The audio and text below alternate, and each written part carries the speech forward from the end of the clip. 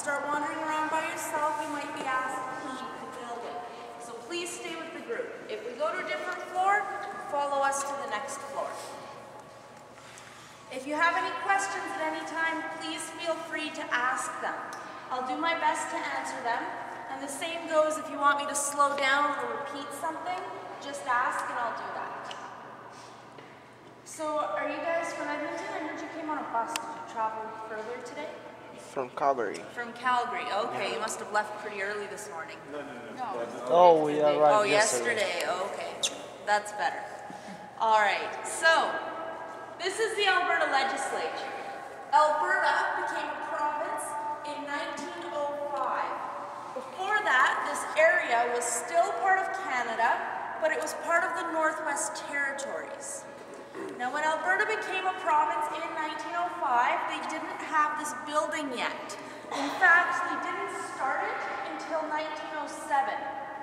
They built it between 1907 and 1912, so it took 5 years, and it cost them over $2 million. And that was back then. That was the money back then. So today, we estimate this building could cost over $400 million. It was a lot of money. It was actually 20% of the provincial budget. So all of the money that Alberta had to spend on roads and hospitals and schools, they put 20% of that into building this building. Now, as you can see, they wanted it to be very impressive. When you first walk in, it's supposed to be really impressive.